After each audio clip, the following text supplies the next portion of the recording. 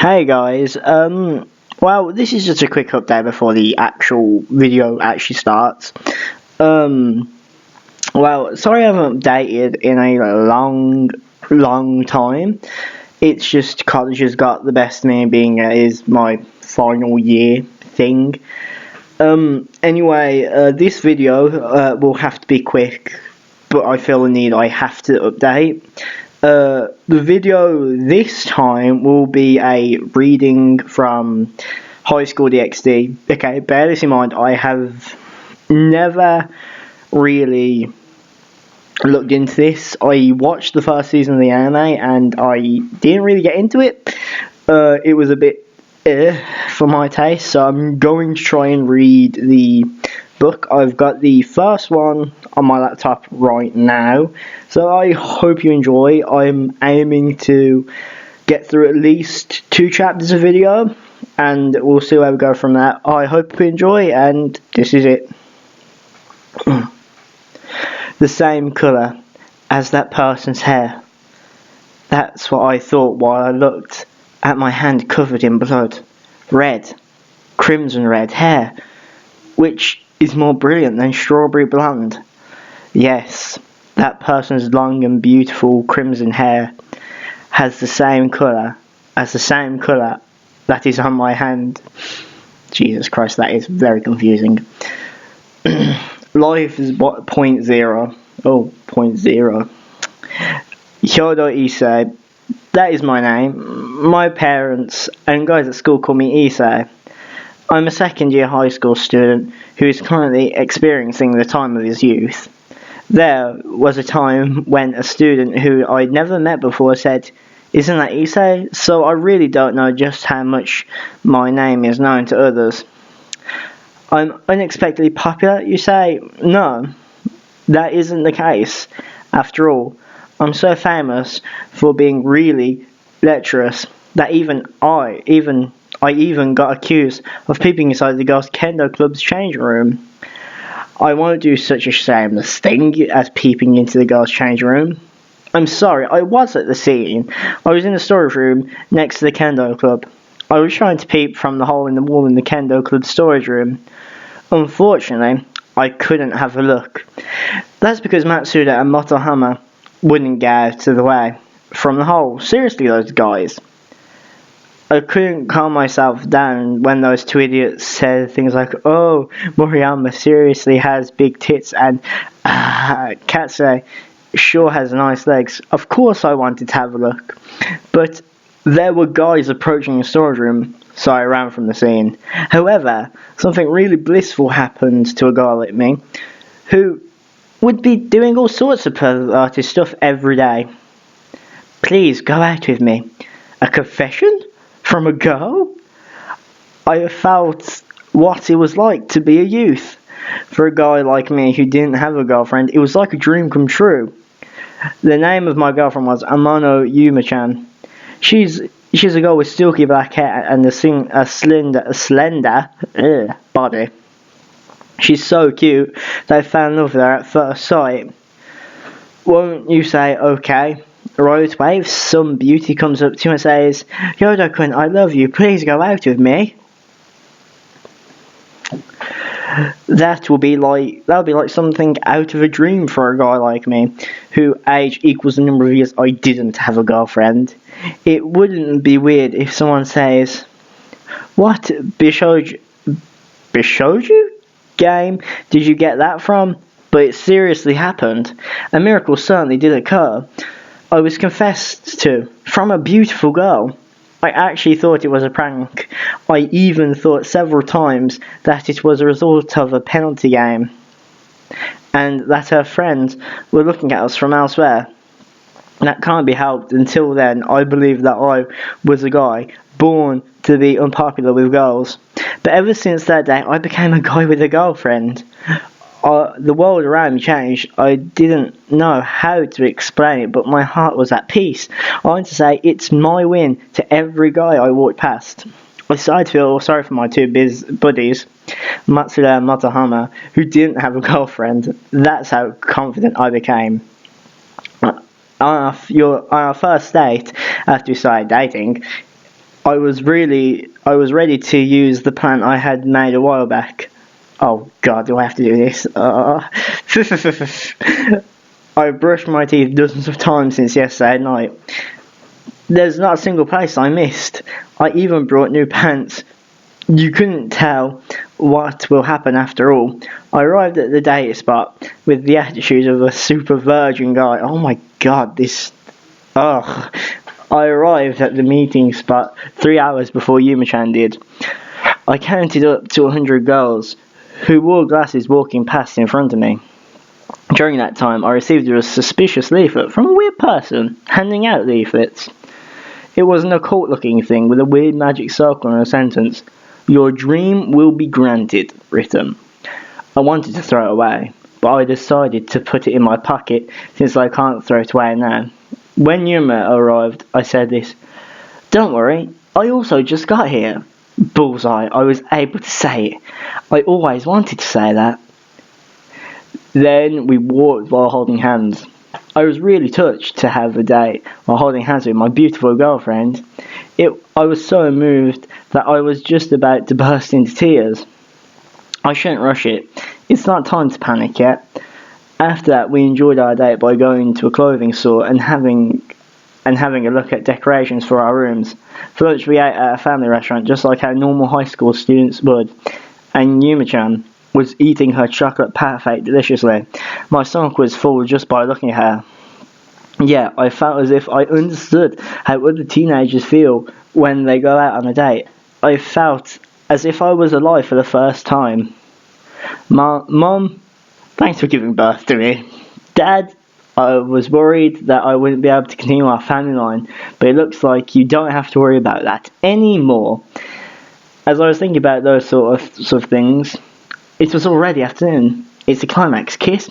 A kiss before going home. My head got hyped just by thinking about that. Maybe we'll go even further. That was a horny male high school student like me was thinking. Oh my Christ alive. I can't believe I'm reading this out loud.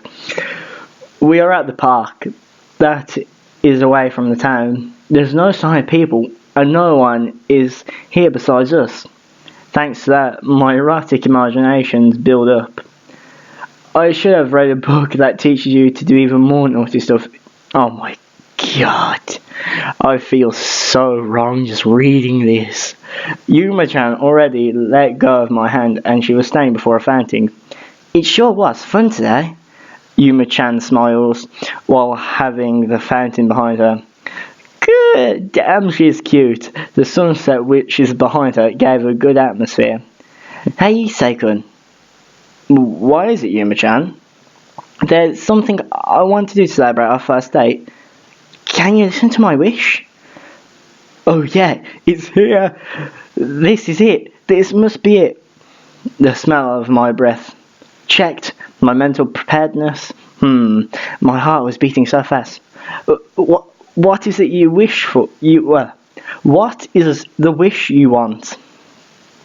The tone of my voice is deep. She will find out that I am thinking of something idiotic. I made the dumbest mistake after coming this far, but Yuma-chan just smiles at me. She then says it clearly to me. Will you die for me? What was that? That is, sorry, can you repeat that again? I think there's something that's wrong with my ears. I must have heard it wrong. That's what I thought. That must be it. So I asked her again. But will you die for me? She clearly says it to me again, while laughing. Her words didn't make any sense. That moment I was about to say, "That's so funny, Yuma-chan," with a smile. Flap.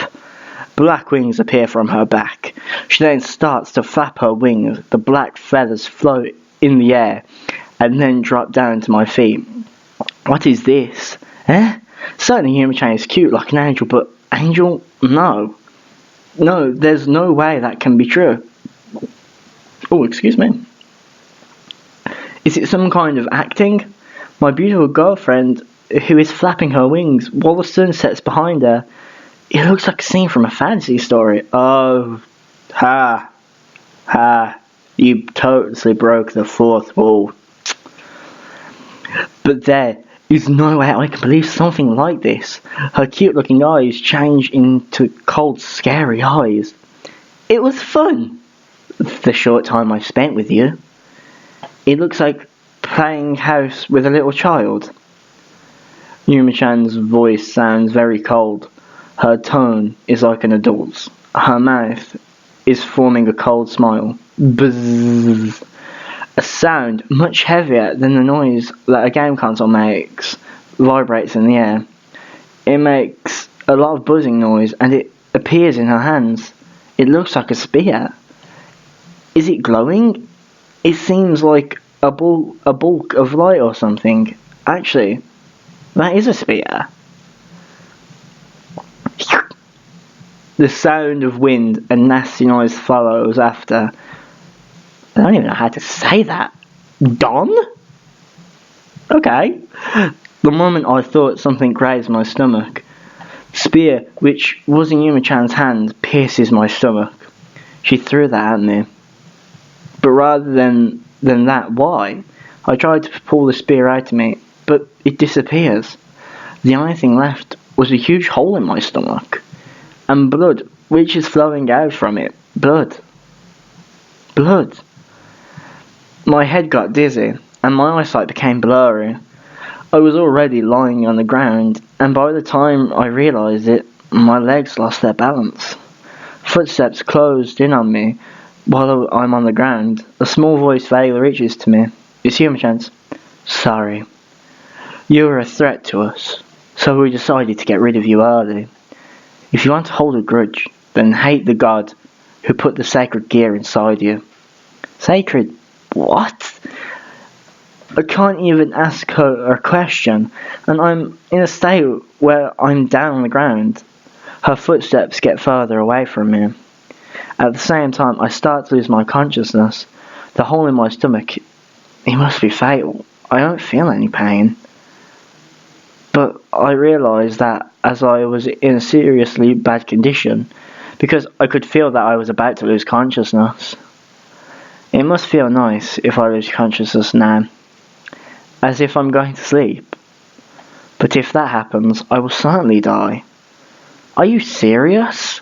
Am I going to die at this age? I hadn't even lived half my life yet. How can I laugh if I die because I was stabbed by my girlfriend at this weird park? My consciousness starts to fade away while I was having such thoughts. It feels like many things inside me are disappearing. Oh yeah. I wonder what's going to happen at school tomorrow. Will Matsuda and Motohama be shocked? Will they cry for me? No way. Not them. Mum, Dad, I haven't done anything to please them yet as their child. Rather, it's not going to be funny if they find the porno magazines I was secretly hiding after my death. Why the heck am I thinking of only these kind of things when I'm about to die? My hands can still move. I touch my stomach and brought it in front of me. It's red. Crimson red. This is my blood. My whole hand is red. This is all my blood. Then she came into my mind. The one who I'm imagining is that one girl. The beauty with crimson hair. Every time I saw her, my eyes were drawn to her crimson hair. If I was going to die, I wish it had been inside the arms of a beautiful girl like that. I started to feel like I'm cheating on my girlfriend Yuma-chan, because I'm having these thoughts. Hold on, that Yuma-chan was the one who killed me. But if I was to die, I want to die after groping Yuma-chan's up. My perverted illusions don't stop even before I die. My eyes get even more blurry. Is it finally the end for me? Damn, it was a real boring life. If I was reborn, I want to be. So you were the one that called me? Suddenly, someone appears in front of me, and she talks to me. I can't tell who it is, since my eyes are blurry. Looks like you're dying. Your wound. Oh my. Looks like something interesting is happening to you. So it is you. This truly is interesting. She laughs, as if she found something interesting. I wonder what's so funny. If you're dying, then I'll pick it up. Your life, that is. From now on, you will live for me. Before I lost consciousness, I saw a brilliant crimson hair in front of me. Okay, well, that's it for today, being as I just read the prologue chapter thing. I hope you enjoyed it. It was an interesting read, but it was a bit awkward, being as people are in my house. Anyway, rate, comment, subscribe, and I will be continuing with this. The Digimon Let's Play, it generally is taking longer than expected, and narrating can be like a bit of a hassle, but I know how to sort that out now. But I'm gonna have to re-record a few things. I have different projects coming up, but college is my number one priority at the minute. So I will see you soon, and I hope you enjoy. Thanks for watching, guys.